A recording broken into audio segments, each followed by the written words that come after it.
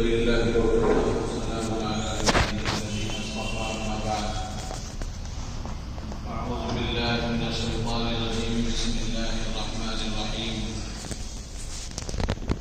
ما كان محمد أبا أحد من رجالكم ولكن رسول الله وخاتم النبيين صدق الله العظيم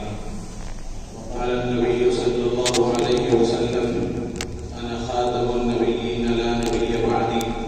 أو كما قال عليه الصلاة والسلام. محترم مکرم حضرات علماء کرام اور میرے مشرق و مربی حضرات اساتذہ کرام، جب یہ بات معلوم ہوئی کہ مسجد سعود میں یہ پروگرام ہونے والا ہے تو اس مشورے میں جب میرے سلسلے میں رائے آئی تو میں نے معذرت کر لی کہ میرے اساتذہ کے سامنے میں کیسے کوئی بات عرض کر سکوں گا، لیکن حضرت مولانا اسماعیل صاحب رشادی دامت برکاتہم کا حکم تھا کہ اپنے اساتذہ کے سامنے تمہیں انہی سے سیکھا ہوا کچھ نہ کچھ سبق پیش کرنا ہے. میں نے اپنی سعادت سمجھ کر قبول کر لیا. اللہ تعالیٰ میرے لیے آسان فرمائے. دراصل جس مقصد کے لیے ہم جمع ہوئے ہیں، دو بنیادی مقصد ہیں، دو عنوان ہیں ہمارے سامنے. ایک ہے عقیدہ ختم نبوت اور تحفظ ختم نبوت کے سلسلے میں اس کی اہمیت اور اس کی فضیلت اور اس سے متعلق کچھ باتیں، اور دوسرا ہے عقیدہ ختم نبوت کے سلسلے میں لوگوں کے عقیدوں کو خراب کرنے کے لیے جو جھوٹے مدعیان نبوت اور مہدی ہونے کا دعویٰ کرنے والے یا پھر عیسیٰ ہونے کا دعویٰ کرنے والے، نبوت کا دعویٰ کرنے والے، اس سے آگے بڑھ کر خدا ہونے کا دعویٰ کرنے والے جو امت کے درمیان میں پیدا ہوئے اور آج امت ان سے جڑتی جا رہی ہے اور لوگ ان کے جال میں پھنستے جا رہے ہیں. اور یہ ادھر ادھر کی بات نہیں ہے، زمینی سطح پر ہماری آنکھوں کے سامنے اپنے محلوں میں اور اپنے اڑوس پڑوس میں یہ کارگزاریاں سننے میں آ رہی ہیں. اس لیے ہمارے میسور روڈ کے علاقے میں جب یہ فتنہ ابھرا، خاص طور سے مدعیان نبوت میں فتنہ گوہر شاہی، اس سے متعلق خصوصاً یہ بات اس میں عرض کی جائے گی. تو یہ گوہر شاہی کا فتنہ جب ابھرا اور ہمارے ساتھیوں کے سامنے یہ باتیں آئیں کہ ہمارے علاقے میں باقاعدہ اس کا ذکر ہو رہا ہے، ذکر کی محفلیں لگ رہی ہیں، عورتوں کے پروگرام ہو رہے ہیں، مردوں کو جمع کیا جا رہا ہے اور اس سے متعلق اس کے عقیدوں کو بیان کر کے اس کا ہمنوا بنایا جا رہا ہے لوگوں کو. تو اس سلسلے میں علماء کے درمیان میں مشورہ ہوا اور اس سلسلے میں فکر شروع ہوئی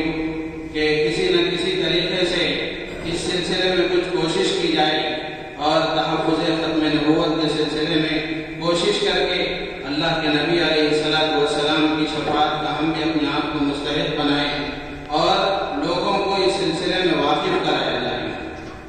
تو اس سلسلے میں ہمارے علاقے میں محنتیں ہوئی، خاص طور سے گوہر شاہی کے سلسلے میں آپ کے سامنے پریزنٹیشن کے ذریعے سے بتایا جائے گا کہ اس کا بانی ریاض احمد نام اس کا ہے، پڑوس ملک پاکستان کا رہنے والا تھا. بلاخر اس نے مہدی ہونے کا دعویٰ کیا اور اسی دعوے کے ساتھ وہ دنیا سے چلا گیا. اب اس کا جو چہرہ ہے ماننے والا اور اس کے اس فرقے کو پھیلانے والا یونس الگوہر اس کا نام ہے. فی الوقت وہ لندن میں کہیں بیٹھا ہوا ہے، یوٹیوب کے راستے سے چھوٹی چھوٹی کلپس بنا کر وہ یوٹیوب میں الرا ٹی وی اس کا چینل ہے، اس میں وہ ڈالتا ہے اور لوگ اس کی چکنی چپٹی باتوں سے متاثر ہو کر اس کے ہمنوا بن رہے ہیں. اس کے عقائد میں یہ بات ہے کہ لوگ اس سے متاثر اس لیے ہو رہے ہیں کہ وہ علماء سے نفرت پیدا کرتا ہے لوگوں کے درمیان میں اور ایسی باتیں پیش کرتا ہے جس سے لوگ علماء سے کٹ جائیں، جس کی وجہ سے وہ لوگ جن کو علماء سے بغض ہے یا علماء سے جن کا تعلق نہیں ہے، ایسے لوگ اس سے بہت زیادہ جڑتے جا رہے ہیں. اس کے عقائد میں اس نے تو مہدی ہونے کا دعویٰ کیا تھا، اب یہ یونس الگوہر یہ یہاں تک آگے بڑھ گیا کہ اس نے ریاض احمد کو مہدی سے آگے بڑھا کر عیسیٰ بھی بنایا، عیسیٰ سے آگے بڑھا کر نبی بھی بنایا، اور اس سے آگے بڑھ کر اس نے اس کو خدا بھی بنایا، اور اس سے آگے بڑھ کر اس کو رب الارباب بھی بنایا۔ اب وہ اس کا باقاعدہ ذکر کرتے ہیں، ہمارا کلمہ ہے لا الہ الا اللہ محمد رسول اللہ صلی اللہ علیہ وسلم، لیکن باقاعدہ آپ کو پریزنٹیشن میں بتایا جائے گا کہ اس کا ذکر کیسا ہوتا ہے۔ لوگ باقاعدہ ذکر کر رہے ہیں لا الہ الا اللہ، نعوذ باللہ من ذلک۔ اور اسی طرح لا الہ، پہلے یہ کہتے تھے لا الہ الا اللہ گوہر شاہی رسول اللہ، نعوذ باللہ من ذلک۔ تو اس سلسلے میں اگر ہم بھی اپنے محلوں میں جائزہ لیں گے، اپنے اڑوس پڑوس میں جائزہ لیں گے، تو بہت سارے نوجوانوں سے متاثر۔ آج ہی صبح میں ہمارے مدرسے کے استاد سے تذکرہ کیا کہ یہاں ایک پروگرام ہونے والا ہے، اور اس سلسلے میں تو وہ اس سلسلے میں جانتے نہیں تھے کہ گوہر شاہی کیا ہے۔ تو انہوں نے بتایا کہ ہمارے محلے میں ایک آدمی ہے جو اس سے متاثر ہے، اور وہ بار بار آ کر مجھ سے کہتا ہے کہ یہ آدمی صحیح ہے۔ اور ایک اور ہمارے مدرسے کے استاد سے میں نے ذکر کیا، تو انہوں نے کہا 2-4 دن پہلے میں نے اس کا ایک ویڈیو سنا جس میں وہ علماء کے بارے میں کچھ کہہ رہا تھا، اس کی حقیقت سے واقف نہیں تھا، آپ نے واقف کرایا۔ تو ایسی بہت ساری کارگزاریاں اگر آپ بھی جائزہ لیں گے اپنے علاقوں میں اور اپنے جان پہچان نوجوانوں میں، تو ماشاءاللہ آپ کو بھی نظر آئے گا کہ لوگ کیسے اس سے متاثر ہو رہے ہیں۔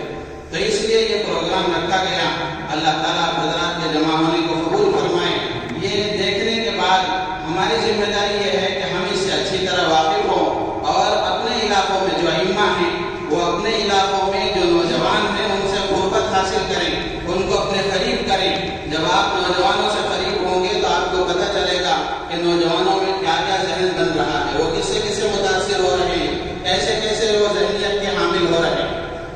حالانکہ تعلق ہمارے سے نہیں ہوتا،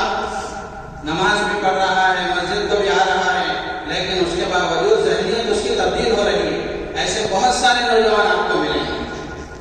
تو اس لیے گزارش ہے کہ آپ اس کو دیکھنے کے بعد آپ بھی اس سے واقف ہوں، اور اس کے ساتھ ساتھ چونکہ علماء کا مجمع ہے، اس سلسلے میں کتابیں بھی علماء نے لکھی ہیں، آپ بھی بصیرت کے ساتھ اس کا مطالعہ کرنے کے بعد اپنے علاقے میں جائزہ لے کر کے اس سلسلے میں فکر کریں گے، تو انشاءاللہ امت کا ایک بڑا طبقہ ارتداد سے بچے گا اور ان غلط فرقوں سے محفوظ رہے گا۔ اللہ تعالیٰ سے دعا ہے اللہ تعالیٰ ہم سب کو ان باتوں پر عمل